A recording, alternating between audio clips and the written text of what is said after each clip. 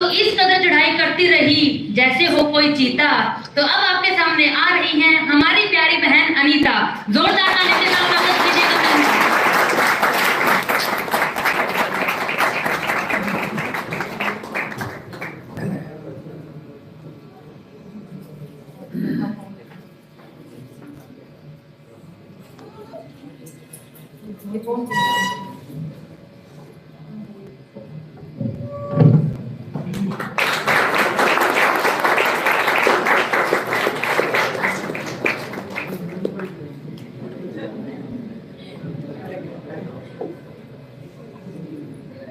मेरे को लगे दीवान भाई साहब ने बामण की रपी पूरी होती है ज्यादा माइक सही हो जाता मंत्र पूरे नहीं पड़े, क्योंकि बामण कमी रखते हुए है जे दिहाड़ी पूरी नहीं देवे ना तो थोड़ा काम ठीक होने भाई, थोड़े फालतू दे दिए अकेडमी अच्छी चलेगी।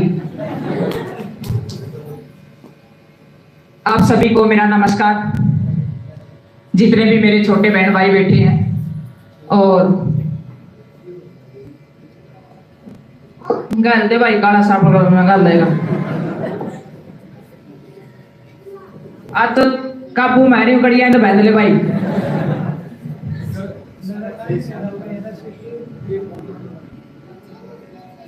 एक मिनट, पुलिस वाले हैं भाई के बरा कट ले जाएंगे। तो सभी को मेरा नमस्कार। दीवान भाई साहब, जब मैं किसी स्कूल में या कॉलेज में या यूनिवर्सिटी में या एकेडमी में जाती हूँ तो मैं अपने दौर को याद करती हूँ। हमारे पास ये सुविधाएं नहीं थी, हमारे पास इतनी अच्छी एकेडमी नहीं थी, हमारे पास कोई गाइडलाइन नहीं थी, हमारे पास सरकारी स्कूल थे और सरकारी स्कूल में हमारे लिए एक ही आइकॉन होते थे। 6 महीने में डॉक्टर आकर इतने बड़े बड़े सुई ला के लेके ना, और इसी से ये जो मेज धरी ना इसी से मेज पर मुंदे गिड़ के सुई ला करते हमारे लिए वही आइकॉन थी। यानी कहने का मेरा भाव, आज से मैं 20 साल पीछे बैक में आपको लेके जाऊं कि हमारे पास ये सुविधाएं नहीं थी। जो मैं आज ड्रेस कोड पहन रही हूं मेरे पास ये ड्रेस कोड नहीं था। मैं आपके यहाँ से 50 किलोमीटर दूर मेरा गांव पड़ता है, गांव फरीदपुर, कभी मेरे गांव का आप विजिट करना। आज भी बस नहीं चलती, आज भी वही सुबह 7 बजे बस आती है, रात को कभी कभी आती है तो आती है, ना भी आती है। तो आप सोचिए कि इतने अभाव थे कि एक लड़की के लिए, और शायद आज तो आपने लड़कियां ऐसे दुपट्टा ओढ़ के देखी भी नहीं है। जब मेरी जर्नी शुरू हुई तो लड़की इस तरीके से दुपट्टा ओढ़ती थी और उसकी इतनी तय बनाती थी, इस तरीके से ओढ़ती थी, तो लड़कियों के लिए निकलना बहुत मुश्किल काम था। कई बार तो मैं सोचती हूँ ना अपने आप को, तो मैं ये सोचती हूँ कि मैं अकेले में जब बैठी होती हूँ तो मैं बिल्कुल सुन हो जाती हूँ कि मैं ऐसा कैसे कर पाई। लोगों की सोच, उस सोच से फाइट करना, लड़ना, लोगों के वो ताने, और खासकर मेरे हिंदुस्तान में क्योंकि पुरुष प्रधान देश रहा है तो थोड़ा सा पुरुष बोलते हुए सोचता नहीं है। जब एक लड़की निकलती है, एक बेटी निकलती है तो वो ऐसी बात बोल देता है कि वो पूरी जिंदगी भी उस बात को नहीं बोल पाती, उस ताने की बदौलत।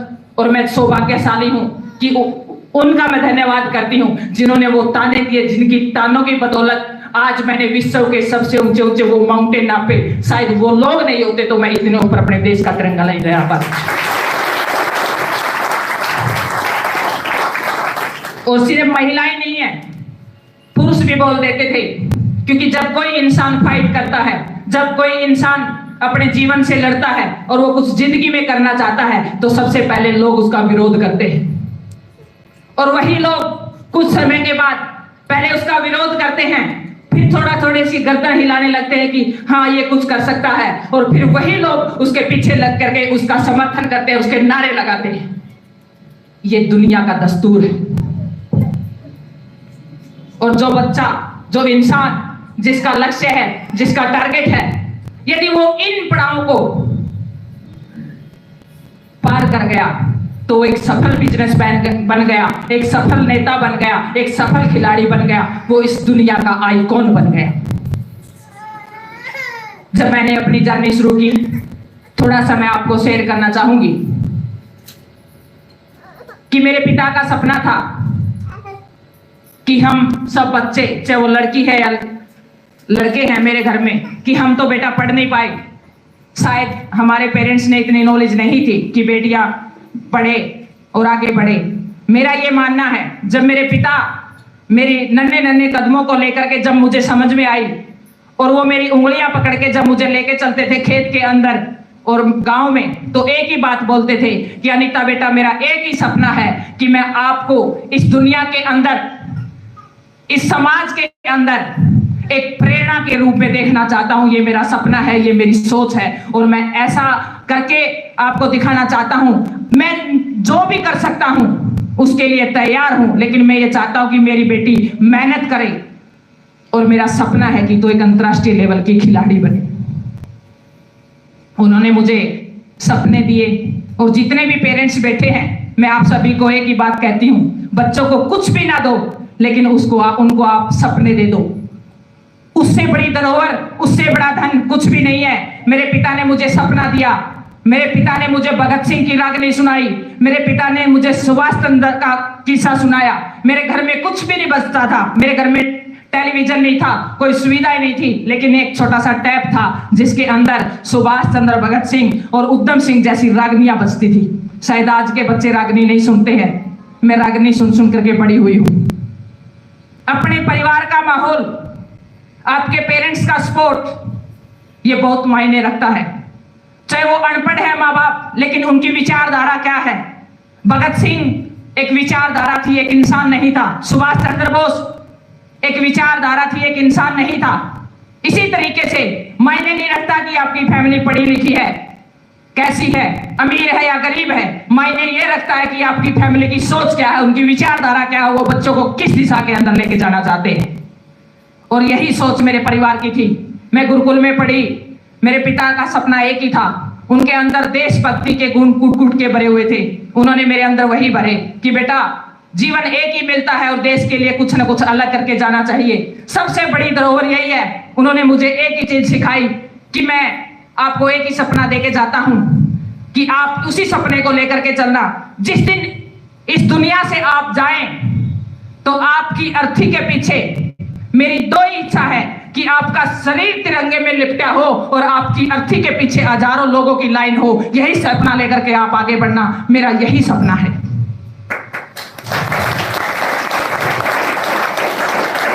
मुझे नहीं पता एक अनपढ़ इंसान, एक 2-2.5 एकड़ के किसान, एक नॉर्मल फैमिली के उस इंसान के अंदर क्या ऊर्जा थी, क्या विचार था, क्या सोच थी। ये सब चीजें, ये सभी विचार दे करके उन्होंने मेरे को 12 साल की उम्र में इस दुनिया से वो हमें छोड़ करके, ये सपने जगा करके हमारे बीच से चले गए। या तो वो 10-12 साल जो मैंने देखे, जो मैं उनमें पढ़ी, उनमें बढ़ी, हमेशा एक ही धुन में रहती थी कि मैंने दुनिया में कुछ अलग करना है। सुबह शाम ग्राउंड, खेतों में काम करना, पिता की गोद में खेलना, वो प्यार, वो स्नेह और वो सपने जिनको लेकर के मैं हमेशा एक पक्षी की तरह उड़ती थी कि मैं ये करूंगी और मेरे पिता मुझे ये करवाना चाहते हैं। लेकिन अचानक से एक ऐसा मोड़ आता है कि मेरी जिंदगी 180 के डिग्री के कोण पे तुरंत बदल जाती है और मेरे पिता इस दुनिया से चले जाते हैं। वो मंजर जब मैं आज भी याद करती हूं, वो हालात जब मेरी आंखों के सामने आते हैं, तो मेरी बोलने की हिम्मत नहीं रहती। क्योंकि लोग हमारे तुरंत प्रभाव से पलटते हैं। या तो वो लोग ये कहना शुरू कर दिया था उन लोगों ने कि मेरी, हाँ बिल्कुल बेटी इतिहास रच सकती है, लेकिन एक दिन से उन लोगों ने एक ही बात कही थी कि बेटी 10-12 साल में 15-16 साल की लग रही है। और 12-13 दिन मेरे पिता ने इस दुनिया से गए हुए थे। उन लोगों ने 13 दिन के बाद 13वीं होती है। मैं ये बात आपको इसलिए बता रही हूँ ताकि आपके कहीं भी, जहां भी आपका सपना है, कोई भी दर्द है, वो दर्द जाके और उस दर्द के बल पर आप अपनी कामयाबी को हासिल करें। इसलिए मैं ये शेयर करना चाह रही हूँ आपके साथ। 13 दिन के बाद मेरे परिवार में यारे प्यारे रिश्तेदार चाचा ताऊ मामा इकट्ठे होते हैं और वो एक मीटिंग करते हैं, और मैं एक कोण में खड़ी होकर के ये देख रही हूँ कि शायद, क्योंकि भूखे को क्या चाहिए, दो। अगर किसी आदमी कोई भूखा उसको ये पूछ ले दो, वो ये थोड़े कहेगा चार, वो कहेगा 4 रोटी। तो मैं कोने में खड़ी एक ही बात देख रही हूँ कि मामा बैठा है, फूफा बैठा है, ताऊ बैठा है, चाचा बैठा है, ये एक ही विचार कर रहे होंगे। ये कह रहे होंगे कि बेटी बहुत होनहार है, बेटी बहुत मजबूत है, बेटी के सपने हैं, हम इनको पूरा करेंगे और बेटी को पढ़ाएंगे। लेकिन कुछ और होता है, और वहां पर एक ही बात होती कि बेटी बड़ी है, क्यों न इसके हाथ पीले कर दिए जाए। और मैं अपनी माँ की तरफ देखती हूँ, और मेरी माँ एक ही इशारा करती है मुझे आंखों में आंसू लिए हुए कि मैं आज लाचार हूँ, आज मैं कुछ नहीं बोल सकती, अगर मैं बोलूंगी तो लोग पता नहीं क्या बोलेंगे।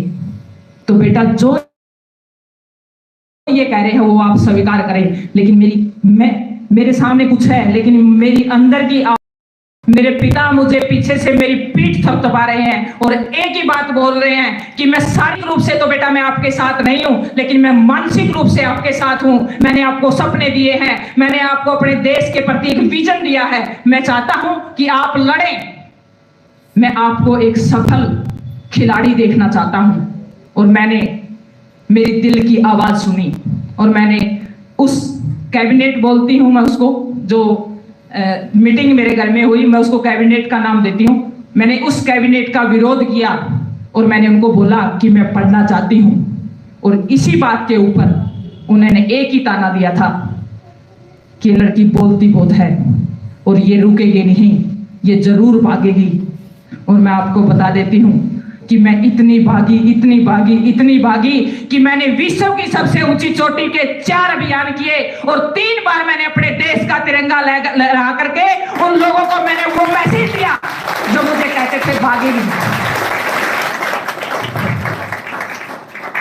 और आपको पता है क्या बदलाव होता है? जिस दिन उन्होंने मुझे ये ताना दिया था कि ये भागेगी, ये ताना दे करके वो लोग घर से चले गए। मैंने कहा यदि आप मेरा साथ देना चाहते तो मेरे साथ खड़े हो जाइए, यदि आप मेरा साथ नहीं देना चाहते हैं तो आप मेरे रास्ते में मत आए। लेकिन उन्होंने बाधाएं खड़ी करी, उन्होंने जहां पर मौका मिला वहां पर मुझे नीचा दिखाने का प्रयास किया। लेकिन मेरा जो लक्ष्य था, मैंने अपनी निगाहें अपने लक्ष्य पे खड़ी कर दी और मैंने अपनी निगाहों को चाहे कैसी भी परिस्थितियां आई, कैसे भी हालात पैदा हुए, कैसी भी बाधाएं आई, लेकिन मैंने अपने लक्ष्य पर नजर रखी और मैंने उस लक्ष्य को अचीव किया। और जिस दिन मैं 10 साल के बाद अपने अभियान को सफल करके 2013 में एयरपोर्ट पे लौटी तो सबसे पहले फूल मालाएं लेकर के वही लोग सबसे आगे खड़े हुए मिले मुझे। ऐसा बदलाव 10 साल के बाद मैंने देखने को मिला।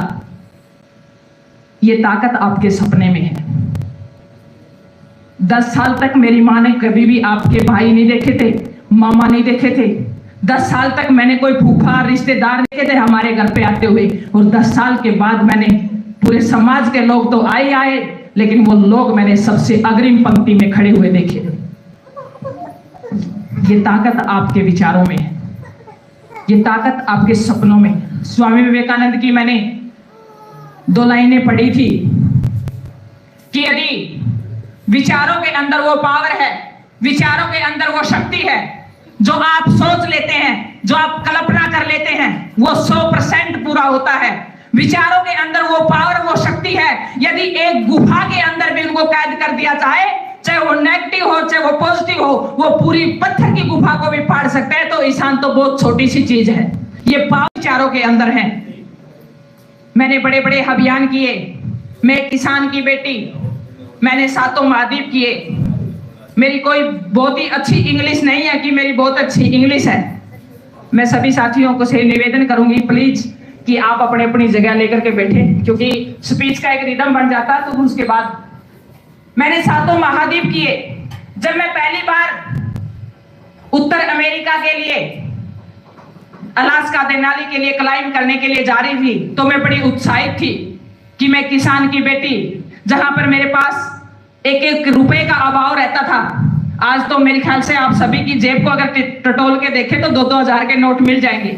लेकिन हमने अगर 1 रुपया मिल जाता था कागज का, तो उसको कई बार हाथ में ऐसे करके देखते थे कि इतनी वैल्यू थी, क्योंकि ये पैसा भी 2000 के बाद आया है। 2000 से पहले लोगों के पास पैसा नहीं था। हरियाणा पुलिस का जब फार्म भरती थी 500 रुपए का ड्राफ्ट लगता था, सारे पड़ोसियों भी इकट्ठे कर लेती थी, तब भी 500 रुपए नहीं बनते थे। आज से 20 साल पहले की बात कर रही हूँ मैं, जब मेरे पिता इस दुनिया से गए, जब मैंने उन हालातों को, उन परिस्थितियों को देखा, तो जब मैं पहली बार देनाली अलास्का के लिए, उस मिशन के लिए मैं इतनी उत्साहित थी कि मैं दक्षिण अमेरिका के उस सबसे ऊंचे शिखर पर अपने देश का तिरंगा लहराऊंगी, जिस पर आज तक हिंदुस्तान का व्यक्ति गया ही नहीं है, उस पर अपने देश का तिरंगा। और इतनी लंबी फ्लाइट जो मैंने जिंदगी में सोची भी नहीं कि मैं 40 घंटे का सफर करके और वहां पर अपने अमेरिका की जमीन पर कदम रखूंगी। एक किसान की बेटी, एक आम परिवार की बेटी, जहां पर 1 रुपए के मेरे पास लाने होते थे, और आज वो कंपनी मुझे करोड़ों रुपए लगा करके उस अभियान के लिए भेज रही है। ये किसकी ताकत है? ये सिर्फ एक सपने की ताकत है। लेकिन मुझे कोई भी चीज आज तक इतनी आसानी से नहीं मिलती। मेरे जीवन में बहुत मेहनत करके मुझे वो मिलती है, और मैं अपने आप को बहुत अच्छा मानती हूँ, क्योंकि उन्हीं मेहनतों ने मुझे ये चीज सिखाई है। मैं बहुत बड़ी वक्ता नहीं हूँ, लेकिन उन्हीं ठोकरों ने ये चीज सिखाया है। मेरा 5 दिन पहले वीजा कैंसिल हो जाता है, और मेरी 5 के बाद अमेरिका की फ्लाइट है, और मैं जब वीजा मेरा कैंसिल हुआ, और मैंने ये नहीं पूछा कि उन्होंने बोला कि आपका वीजा कैंसिल हो गया है। मैं हंसी वहां खड़ी होकर के, मैं बिल्कुल भी मायूस नहीं हुई। मैंने कहा कि अगला रास्ता क्या है? मैं बोले यार मैडम, अगला रास्ता कुछ नहीं होता, फ्लाइट अमेरिका की कैंसिल है तो कैंसिल है। मैंने 1-2 जगह जहां पर फोन लगाया कि मेरा वीजा कैंसिल हो गया है, क्या हो सकता है, तो सभी लोगों ने कहा सवाल ही पैदा नहीं आने का मैडम, वीजा नहीं मिला करता। मैंने एक हंसते हुए एक चेहरे के पास में गई, वहां पे वीजा सेंटर, वहीं पे एम्बेसी में। मैंने कहा कि अंकल मुझे लग रहा है कि कुछ न कुछ ऑप्शन जरूर हो सकता है, असंभव कुछ नहीं है, क्या ऑप्शन हो सकता है? कह रहे कि अगर विदेश मंत्री फोन करते तो आपको वीजा मिल सकता है। मेरे मिशन के सिर्फ 5 दिन मेरे फ्लाइट के थे। मैंने कहा ठीक है। सुषमा स्वराज मैडम नहीं थी, आज वो स्वर्ग में है। ऐसी महान लेडी मैं चाहती हूं उनके लिए एक बार जरूर तालियां आप बताएं। एक बहुत ही अच्छी लीडर, एक बहुत ही अच्छी वक्ता और हमारी आइकॉन। मैंने उनके पीए से संपर्क किया, मैंने मैडम के पास मैसेज पहुंचाया, कहे कि मैडम तो विदेश में है। मैंने कहा कि मुझे हर हाल में जाना मिलना है, और मेरा टारगेट है, और ये मेरा अभियान है, और मैंने पेमेंट पूरी कर दी है, क्योंकि एडवेंचर गेम बहुत महंगा है। तो उन्होंने मुझे तुरंत प्रभाव से कहा कि मैडम आपने कल एक बार दोबारा आना पड़ेगा। मैं 3 दिन तक दिल्ली डटी रही, जब तक सुषमा स्वराज जी का फोन एम्बेसी में नहीं हो गया, मुझे वीजा हाथ में नहीं मिला, तब तक मैंने दिल्ली का स्थान नहीं छोड़ा कि मैं वीजा लेकर के दोबारा वापस अपने घर जाऊंगी, और फिर मैं वापस अपने मिशन की तरफ निकलूंगी।